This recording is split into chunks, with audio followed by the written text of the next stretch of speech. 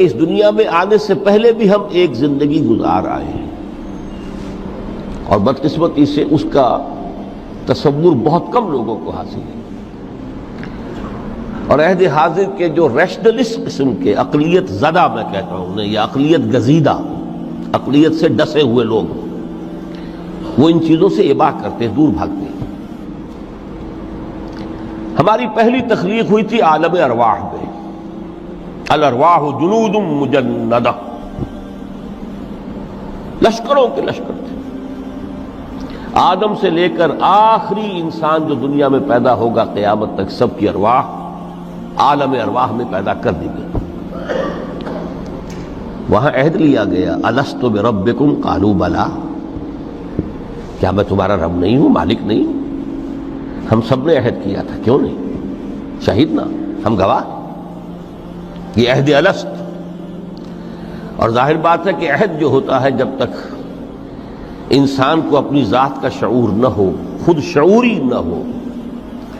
آپ دنیا میں معاہدہ کرتے ہیں تو کہتے ہیں کہ بقائمی ہوش و حواس میں یہ عہد کر رہا ہوں، معاہدہ کر رہا ہوں، تو ظاہر بات ہے کہ اس وقت ہم تھے اور ہوش و حواس کے ساتھ تھے، خود شعوری کے ساتھ تھے، لیکن صرف ارواح تھی، جسد نہیں تھے۔ اور یہی ہے وہ مقام جس کے بارے میں حضور نے سے جب پوچھا گیا کہ متى وجبت لک النبوۃ یا رسول اللہ، اللہ کے رسول آپ کو نبوت کب ملی؟ تو آپ نے فرمایا والآدم بین الماء والطین، ابھی آدم کا حیولہ جو ہے ابھی گارا گوندھ ہی رہا تھا، پانی اور گارے کے درمیان ہی تھے آدم، کہ میں اس وقت بھی نبی تھا۔ عالم خلق کا ابھی آغاز نہیں ہوا، ابھی عالم ارواح میں بھی جو تمام ارواح ہیں وہ اپنی امتیازی شان کے ساتھ ہیں۔ روح محمدی صلی اللہ علیہ وسلم، جس سے اگر نور محمدی کہیں تو غلط نہیں ہے، اس لیے کہ ارواح کا جو مادہ تخلیق ہے وہ نور ہے، جیسے فرشتوں کا مادہ تخلیق نور ہے۔ مسلم شریف میں حضرت عائشہ صدیقہ رضی اللہ تعالی عنہ سے روایت موجود ہے، اللہ نے فرشتوں کو نور سے پیدا کیا۔ روح، فرشتے روح ہیں، ارواح ہیں، روح القدس، روح الامین، اور ارواح انسانیہ بھی روح ہے، یہ سب ان کا مادہ تخلیق نور ہے۔ اس وقت ہم پیدا کیے گئے، صرف ارواح کی شکل میں ہم سے عہد لیا گیا اور پھر سلا دیا گیا۔ یہ پہلی موت تھی جو ہم پر وارد ہوئی ہے اس دنیا میں آنے سے پہلے،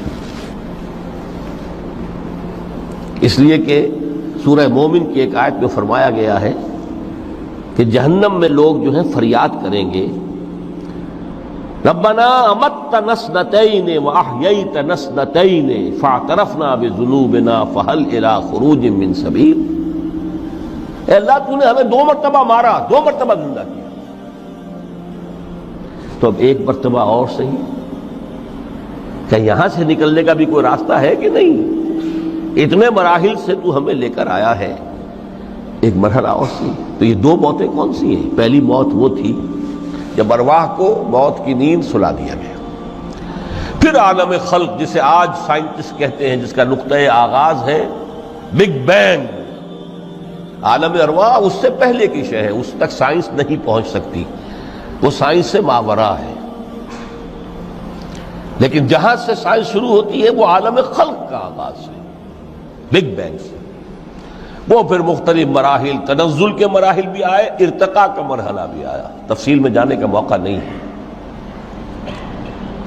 بہت سے تنزلات کے مراحل اور بہت سے ارتقاء کے مراحل طے کر کے آدم تیار ہوا ہے۔ حضرت بیدل نے رحمت اللہ علیہ بہت خوبصورت شعر کہا ہے، ہر 2 عالم خاک شد تا بست نقش آدمی، اے بہار نیستی از قدر خود ہوشیار باش۔ یہ پوری جو بھی کائنات کا جو سلسلہ شروع ہوا، بگ بینگ، اور بہت بڑے بڑے جو ناری کرے تھے جن کی کہ حرارت کا جب تذکرہ کرتے ہیں سائنسدان تو trillions and trillions of foreign height, یہ ان کی اس وقت اس کی جو حرارت کا عالم تھا، لیکن پھر وہ ٹھنڈے ہوئے، کچھ اس میں سے کوئی، پھر خاک کی تہ جو ہے زمین کے اس کرے پر آئی، ہر 2 عالم خاک شد۔ یہاں سے اب آدم کا حیولہ تیار ہوا تا بست نقش آدمی، اس کے بعد ارتقائی مراحل ہیں، اور پھر آدم کی وہ روح جو کولڈ سٹوریج میں تھی جب وہ لا کر پھونکی گئی ہے، جسد آدم جو ہے وہ مسجود نہیں تھا، مسجود تو تب بنا ہے جبکہ اس میں روح آدم وہ لا کر پھونک دی گئی۔ فَإِذَا سَوَّيْتُهُ وَنَفَخْتُ فِيهِ مِن رُوحِي فَقَعُوا لَهُ سَاجِدِينَ۔ یہاں سے حیات دنیاوی کا آغاز ہو گیا۔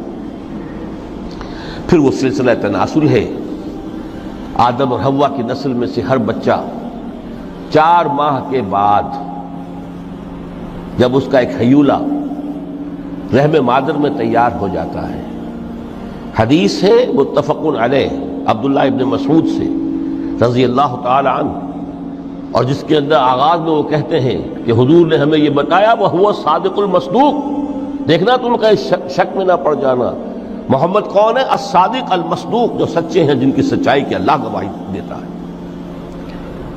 کہ رحم مادر میں 40 دن تم نطفے کی شکل میں ہوتے ہو، پھر 40 دن علقہ کی شکل میں ہوتے ہو، پھر 40 دن تو مضغہ کی شکل میں ہوتے ہو، پھر اللہ تعالیٰ فرشتے کو بھیجتا ہے جو اس میں روح پھونکتا ہے۔ وہی عمل جو آدم کے جسد حیولہ کے ساتھ ہوا تھا، ہر ابن آدم اور بنت آدم کے لیے وہی عمل ہے کہ جو رحم مادر میں 4 مہینے کے بعد دہرایا جاتا ہے۔ یہاں سے حیات دنیاوی شروع ہوئی، پھر موت، یہ دوسری موت ہے۔ اب پہلی موت تو وہ تھی، لیکن دوسری موت یہاں سیپریشن ہو جائے گی۔ جو زمین سے آیا تھا تخلیقی مادہ، وہ جسم میں زمین میں گیا، گل سڑ کر ختم ہوا۔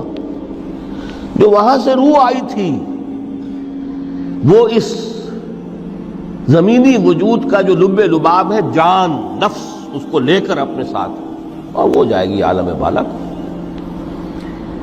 پھر یہ ایک وقفہ ہے، پھر بعث بعد الموت ہے۔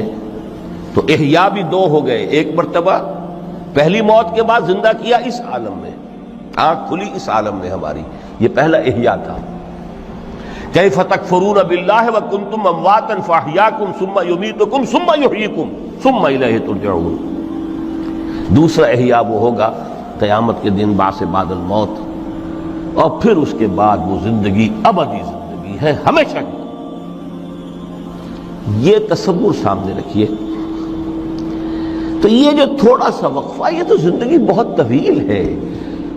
تو اسے پیمانہ امروز و فردا سے نناب، جاویداں پہم دماں، ہر دم جواں ہے زندگی۔